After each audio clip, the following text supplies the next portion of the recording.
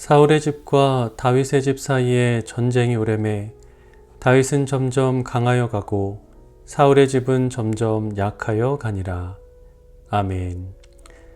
사랑의 하나님, 언제나 우리의 도움이 되시며 피할 산성이 되어 주시니 감사합니다.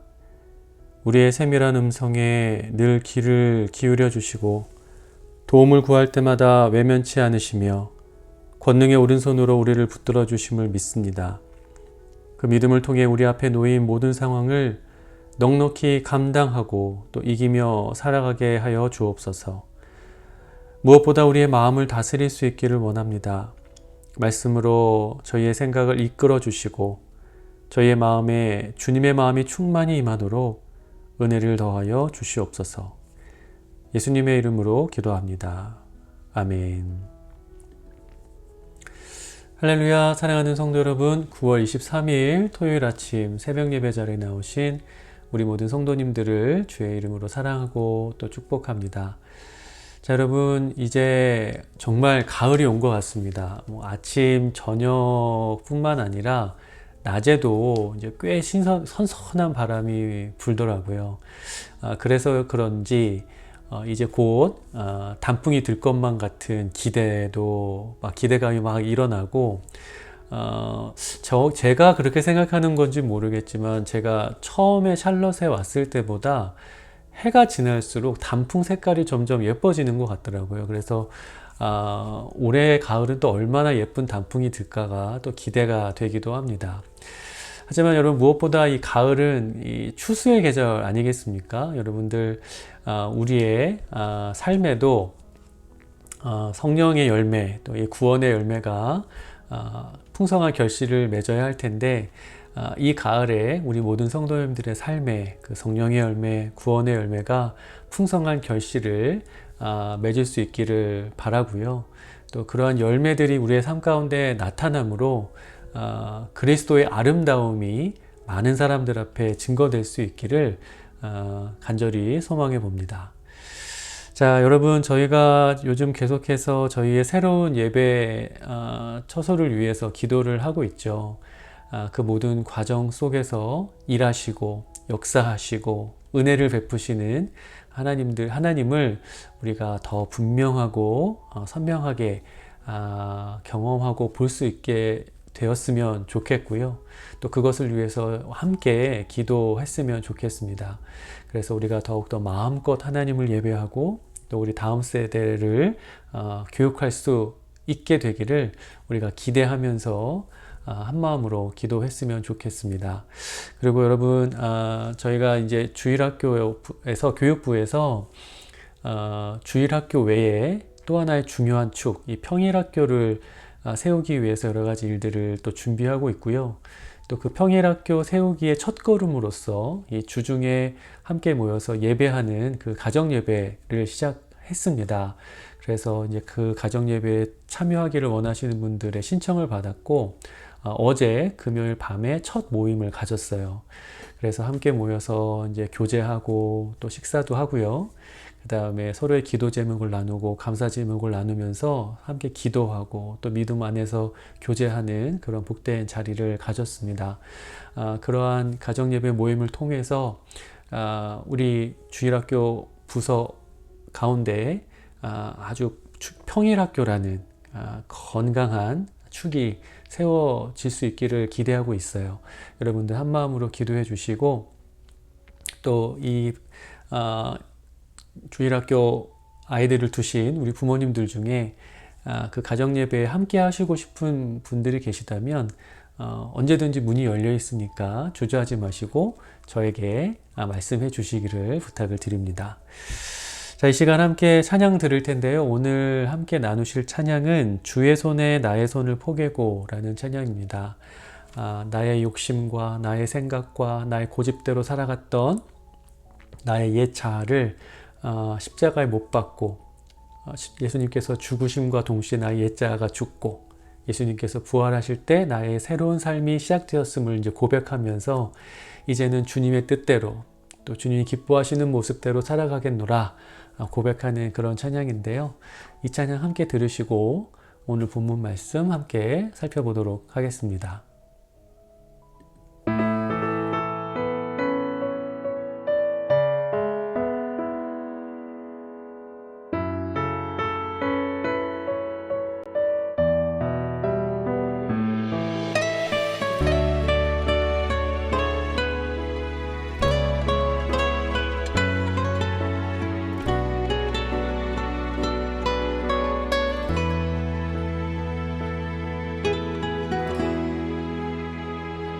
주 보혈 날 정결케 하고 주 보혈 날 자유케 하니 주 앞에 나 예배하는 이 시간 나의 모든 것을 주께 드리네.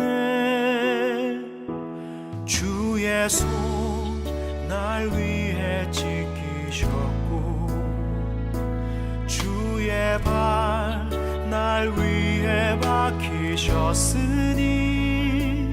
이제는 내가 사는 것이 아니요 오직 주를 위해 사는 것이라.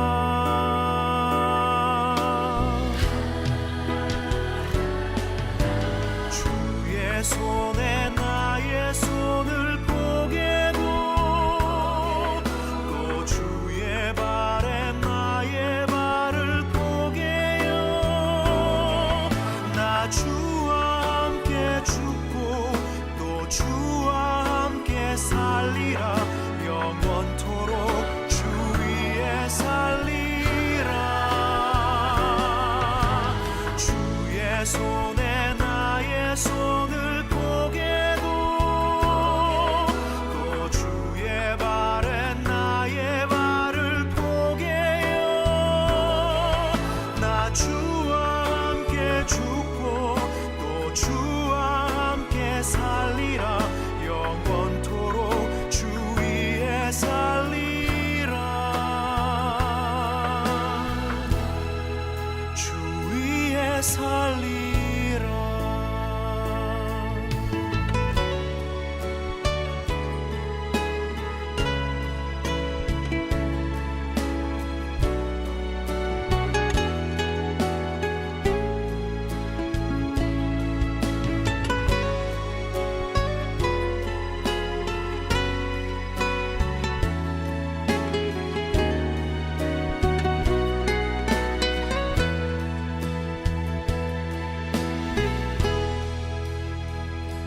주의 손 날 위해 지키셨고 주의 발 날 위해 박히셨으니 이제는 내가 사는 것이 아니요 오직 주를 위해 사는 것이라.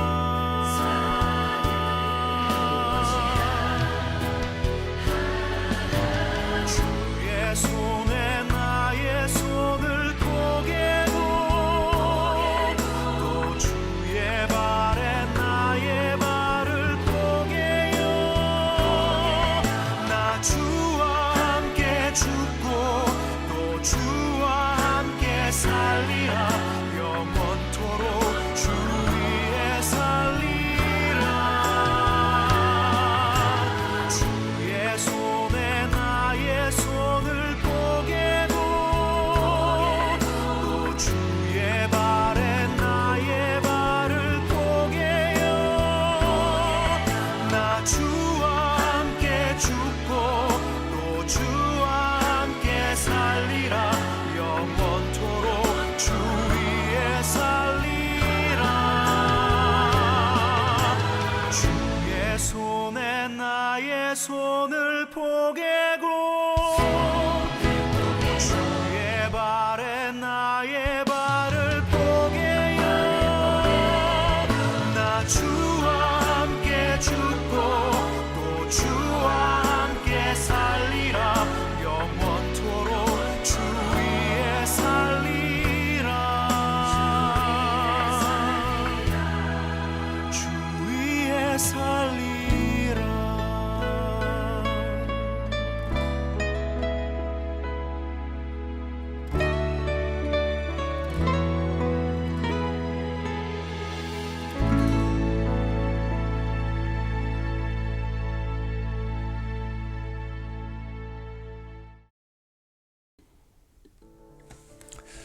아멘.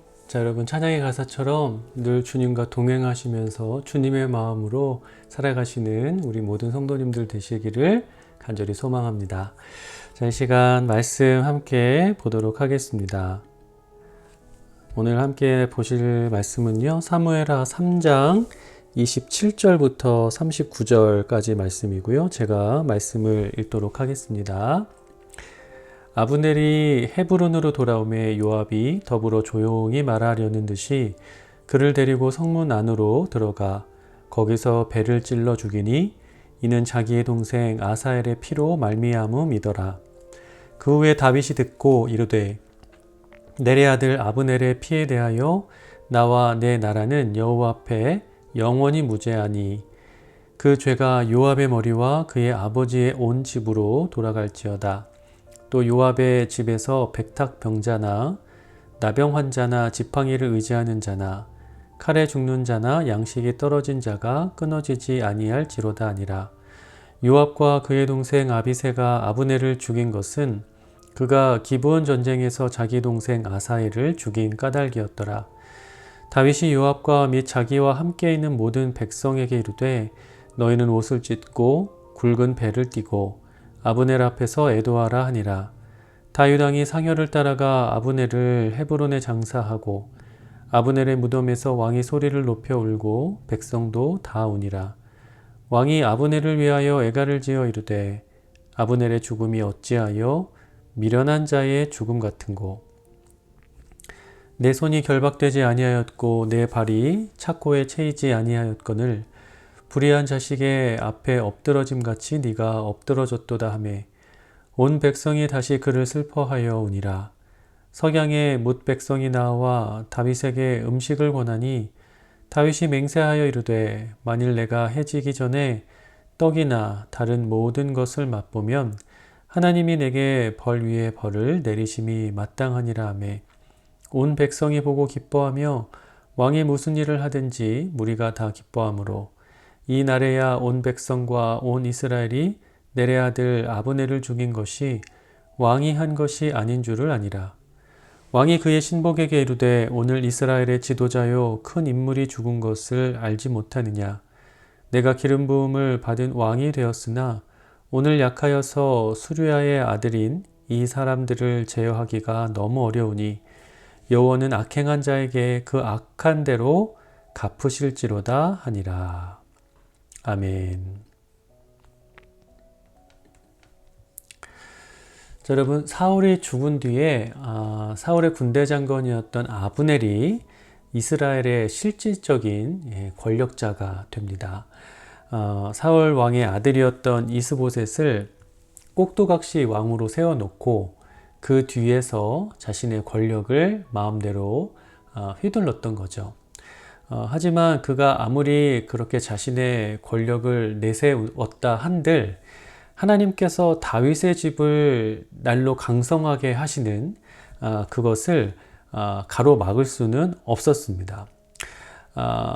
대신에 이 아브넬은 이 명민한 정치적 감각을 통해서 사울의 집이 더 이상 다윗의 집에 대항할 수 없다는 것을 알아차렸던 것 같아요. 그래서 다윗을 찾아와서 이스라엘에 자신이 가지고 있었던 모든 권한을 다윗에게 넘길 것을 제안을 합니다.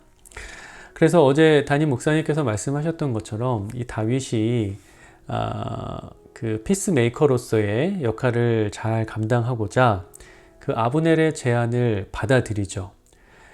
개인적인 권력 욕을 채우기 위한 그런 행동이 아니었고요. 동족 간의 상잔을 사전에 예방하고 또 분열과 다툼이 아닌 평화를 그 나라 가운데 세우기 위한 목적으로 이 아브넬의 의견을 받아들이고 그를 환대했던 겁니다. 그런데 이 다윗의 군대 장관이었던 요압이 다윗의 그 결정에 정면으로 대항합니다. 그래서 다윗 몰래 다윗의 환대를 받고 돌아가고 있었던 아브넬을 다시 유인했고요. 그래서 헤브론으로 불러들인 뒤에 그를 은밀하게 죽여버립니다. 요압이 이렇게까지 행동했던 이유는 아브넬이 전쟁 중에 자신의 동생인 아비새를 죽였기 때문이고요. 또 하나는 아브넬의 의도대로 일이 진행되었을 경우에 자신의 입지가 흔들릴 위험이 다분했기 때문입니다. 그래서 일견으로 보자면 요압이 아브넬을 죽인 것이 그럴 수도 있겠다 생각하실 수도 있을 것 같아요. 왜냐하면 일단 아브넬은 자신의 동생을 죽인 원수고요. 또 사울 왕이 다윗을 죽이기 위해서 계속 쫓고 있었을 때에 어찌 됐건 간에 아브넬은 요압 자기 자신과 또 자신의 주군이었던 다윗의 목숨을 해하려 했던 그런 사람이었기 때문이죠. 그런데 그러한 이유가 여하와 관련 그 이유와 상관없이 요압의 행동이 문제가 되었던 가장 큰 이유는 자신의 그 생각과 감정과 판단을 풀어나가는 그 방법이 하나님의 뜻에 다 거스르는 것이었기 때문인 겁니다. 여러분, 우리가 하나님의 뜻대로 살아간다 라고 이야기를 자주 하죠. 그런데 여러분, 그렇다면 하나님의 뜻대로 살아간다는 건 무슨 의미인 걸까요? 여러분, 그것은 나의 감정과 나의 생각과 나의 삶을 다 포기한다라는 의미가 아닙니다. 나의 존재가 아무 가치 없다고 생각하는 것, 그게 하나님의 뜻대로 살아간다는 말의 의미가 아닌 거죠.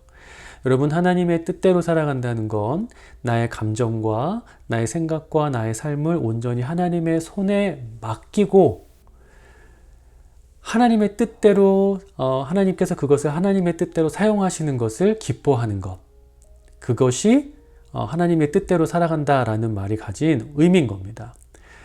그러니까 여러분, 예를 들어서 우리가 어떤 상황 속에서 분노를 표출해야 될 때가 있는 법이고 또 그 분노를 삭혀야 할 때가 있는 법이죠.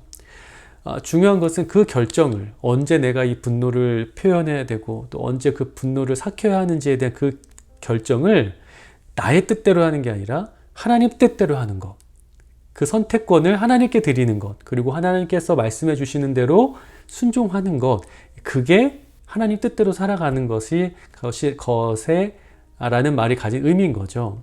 그래서 오늘 본문의 내용을 빌어서 더 구체적인 예를 들어보자면, 여러분, 요압이 아브넬을 만약에 하나님 뜻대로 대하고자 했다면 여러분, 요압이 어떻게 행동했을까요? 물론 요압이 아브넬을 생각하면 분노가 일었을 겁니다. 왜냐하면 자기 동생을 죽인 원수였기 때문이죠. 아브넬에게도 분명 죄가가 있습니다. 그래서 자기 손으로 죽이고 싶었을 거예요. 그런데 여러분, 이 요압이 정말 하나님 뜻대로 살아가기를 선택한 사람이었다면, 그래서 하나님 뜻에 더 순종할 수 있는 사람이었다면, 여러분, 요압은 아브넬에 대한 처분을 온전히 하나님의 손에 맡겼을 겁니다. 하나님께서는 선악간의 일을 정확하게 판단하는 분이시고, 하나님은 의인에게는 복을 주시며 악인에게는 반드시 그에 합당한 심판을 행하시는 분이라는 것을 믿고, 그렇게 그분의 때와 그분의 방법을 신뢰하면서 하나님보다 앞서 행하지 않았을 거다라는 말입니다. 여러분, 그러나 너무나 안타까운 사실은 요압은 그것과는 정반대로 행동을 했다는 거죠. 하나님의 뜻이 무엇인지, 하나님의 때가 무엇인지, 하나님의 방법은 무엇인지 전혀 개념치 않았습니다. 그저 자신의 생각과 자신의 감정과 자신의 분노가 이끄는 대로 행동을 해버린 거죠. 그것이 요압이 저지른 너무나 크나큰 죄악이요 실수였던 겁니다. 그런데 여러분, 다윗의 모습은 그러한 요압의 모습과는 너무나 달랐죠. 특별히 아브넬을 죽인 그 요압의 행동에 대한 다윗의 반응 또한 마찬가지입니다. 28절 29절을 보면 다윗이 요압이 아브넬을 죽였다라는 소식을 듣자 그것이 자신과 무관한 일임을 아주 분명하게 드러내고요. 요압은 자신이 벌인 일에 대한 대가를 반드시 치르게 될 것이다 라고 선포합니다. 근데 여러분, 저희가 오해하면 안 되는 것은 다윗이 이렇게 얘기한 것은 단순히 어떤 책임을 면피하기 위한 목적으로서 한 행동이 아닌 겁니다. 이 말은, 이 행동은 나라의 미래를 염려하면서 자신의 백성과 이 나라의 안정과 평화를 지켜내기 위한 왕으로서의 결단력 있는 행동이었던 거예요. 무엇보다 주목해야 할 것은 요압이 지금 상황을 굉장히 어렵게 만들어 버린 거잖아요. 자칫하면 다시 나라가 둘로 갈라지고 끊임없이 반복하게 될 수 있는 그런 상황이었습니다. 평화를 거의 이룩할 수 있는 상황인데 다시 갈등의 상황이 되어버릴 수 있는 그런 아주 어지럽고 혼란스러운 상황을 이 요압이 만들어 놓은 거예요. 요압이 모든 걸 다 망쳐버린 겁니다. 그런데 그 어지러운 상황을 해결해 나갔던 다윗의 모습, 그러니까 다윗이 그것을 어떻게 해결해 나갔는지를 우리가 좀 주목해 봐야 된다는 거죠. 자, 일단 여러분, 다윗은 아브넬의 장례를 정성껏 치르고 모든 백성과 함께 그의 죽음을 애도합니다. 진심으로 그의 죽음을 슬퍼했고 그를 위한 애가를 지어 불렀습니다. 심지어 금식까지 하면서 그의 죽음을 진심으로 그리고 전심으로 애도했죠. 그리고 무엇보다 그렇게 모든 일을 망쳐버린 요압에 대한 판단과 처분의 그 권한을 하나님께 맡깁니다. 오늘 본문 마지막 절에서 다윗이 뭐라고 얘기하는지 한번 보세요. 여호와는 악행한 자에게 그 악한 대로 갚으실지로다, 이렇게 얘기를 합니다. 자, 여러분, 요압의 잘못된 행동으로 통해서 나라의 평화가 위태로운 지경에 빠지게 됐어요. 그런데 그렇다고 해서 지금 요압을 처단해버리면, 다윗의 그 감정대로 처단해버리면 그것은 그것대로 나라에 더욱더 큰 혼란을 가져올 것이 뻔했어요. 그랬기 때문에 다윗은 자신의 감정대로, 자신의 생각대로 요압을 처리하지 않습니다. 대신에 모든 것을 하나님께 맡기고 하나님의 선택을 기다리기로 결정을 한 거죠. 다시 말하자면 여러분, 이러한 선택이 그 어지러운 상황 속에서 질서를 세우고 위기 가운데 다시금 평화를 가져올 수 있는 최선의 선택이 된 겁니다. 여러분, 다윗은 요압처럼 개인적인 분노에 잠식당하지 않았던 거예요. 모든 선악간의 판단을 하나님께 맡기고 또 자신이 누구인지 알았죠. 하나님께 택함을 받고 기름 부음 받은 사람 아니었습니까? 그래서 그렇게 하나님께 부름 받은 사람으로서 나라와 백성을 지키고 평화를 이루어 나가는 일을 자기의 감정과 생각보다 더 우선순위에 둔 겁니다. 그리고 그 생각과 판단에 따라 모든 것을 결정하고 행동한 거죠. 자, 사랑하는 성도 여러분, 우리도 그렇게 다윗과 같은 모습을 갖출 수 있기를 바랍니다. 우리의 생각과 우리의 판단보다 하나님의 뜻이 우선되기를 바라요. 우리의 생각과 판단대로 살아가면서 하나님이 따라오시기를 바라는 것이 아니라 하나님의 뜻이 무엇인지를 늘 주목하여 바라보고 그 뒤를 따라갈 수 있는 자들이 되었으면 좋겠습니다. 또 우리의 감정이 늘 하나님의 마음을 따라 움직일 수 있기를 위해서 항상 기도할 수 있었으면 좋겠어요. 그리고 내가 하고 싶은 것보다 하나님이 원하시는 대로 행동하는 자들이 되기를 원합니다. 여러분, 그러한 삶을 통해서 우리가 삶 가운데 만나는 모든 상황, 또 우리가 처하게 되는 모든 상황 속에서 나의 뜻이 아닌 하나님의 선하신 뜻이 이루어지고 또 하나님의 그 선하신 뜻이 이루어지는 것을 우리가 바라보면서 기뻐하고 또 감사하는 그런 삶을 살아갈 수 있게 되기를 간절히 축원합니다. 그래서 우리 모든 샬롯 연합교회 성도님들의 삶이 다윗과 같이 하나님의 마음에 합한 자라는 이름을 얻는 삶이 되었으면 좋겠고요. 또 하나님께서 이루시고자 하는 모든 선한 뜻이 온전히 이루어지는 삶이 될 수 있기를 주님의 이름으로 축원을 드립니다.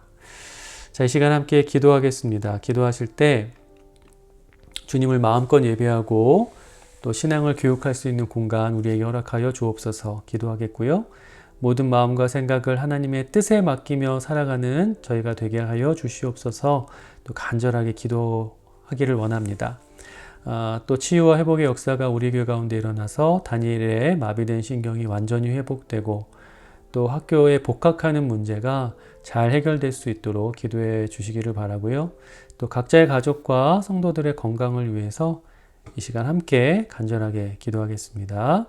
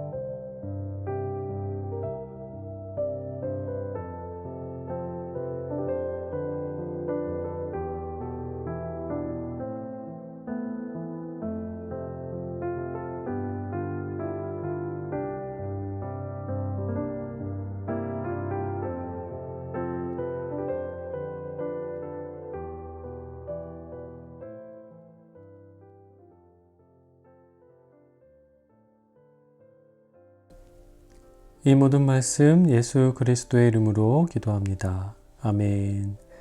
자, 계속해서 개인 기도 시간 가져주시고요. 우리의 모든 마음과 생각을 하나님의 뜻에 맡기며 살아가는 복된 하루, 또 복된 주말 되시기를 주의 이름으로 간절히 축원합니다.